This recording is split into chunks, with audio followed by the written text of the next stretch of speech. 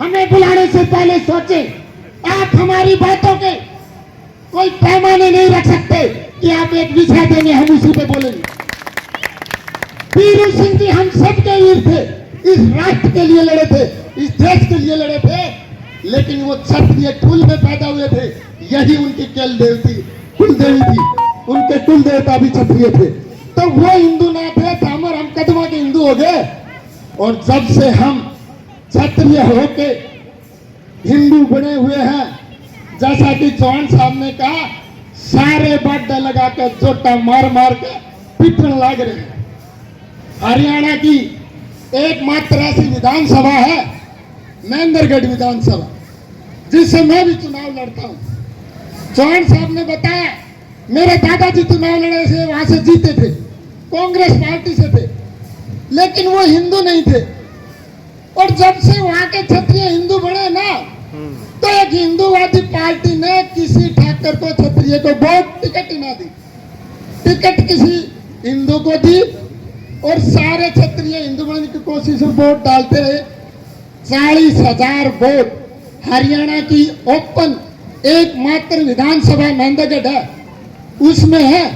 हरियाणा में और कोई ऐसी ओपन विधानसभा ना। और उठे का ठाकर सारा मेरी जमानत जब्त कराए। क्यों कराए? वे सारा हिंदू ने वोट दे हैं। ये नुकसान हुआ ना हिंदू बनने का।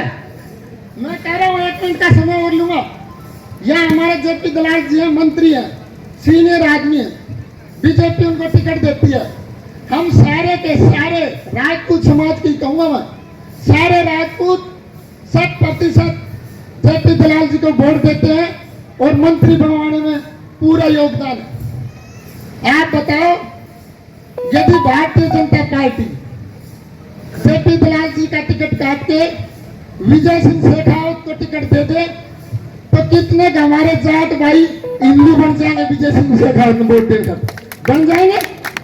वो तो अपने बिरादरी को, अपने जाट भाई को देंगे, लेकिन हम अपने बच्चों को खा जाते हैं हिंदू बनने के लिए। तो आज मंच दूसरा है, पहले टोकाटा की और फिर कभी बात कर लेंगे। अभी ताजा एक उदाहरण चला हुआ हरियाणा में, उस मंडल कमंडल वालों ने हमारे महाराजा क्षत्रिय सम्राट महिर भोज की जाति बदलने का प्रयास कर रहे हैं, उनका कुल बदलने का प्रयास कर रहे हैं। उनके कुल देवता कौन होंगे, उनकी कुल देवी क्या होगी यदि उनकी जात बदल दी जाएगी? तो आप विचार करो, आपके पूर्वज की जाति बदल जाएगी तो आपकी भी बदली जाएगी, तो उनकी कुल देवी भी बदली जाएंगी, कुल देवता भी दूसरे। हम उसके लिए लड़ रहे हैं। 3 बार इस आंदोलन में मैं जुड़ गया हूं। 19 तारीख को कैथल में लाठी खाई थी हमने, सड़कें लहू लहान थी। 23 तारीख को हम महेंद्रगढ़ में जेल गए थे और फिर 27 तारीख को कनीना में जेल में गए थे। करीब 15 दिन होंगे, करीब 15 दिन इस आंदोलन को हुए होंगे। इस आंदोलन में आपका ये बच्चा 3 बार जेल गया। मैं कहता हूं किसी भी समाज को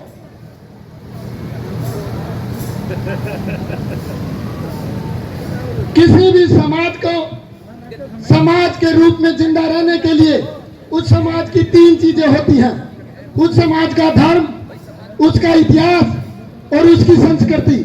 उसका धर्म आपने खत्म कर दिया, उसको क्षत्रिय से हिंदू बनाने में आप कामयाब हो गए, कर दिया। उस समाज की संस्कृति भी आप 70 साल से लगे हुए हैं, फिल्मों के माध्यम से, प्रचार प्रसार के माध्यम से।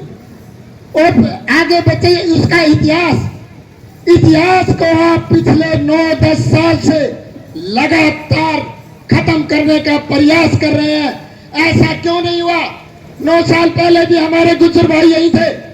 मेरे से पहले वक्ताओं ने कहा महाराजा आनंदपाल सिंह तोमर का अतिक्रमण करने का प्रयास किया जा रहा है।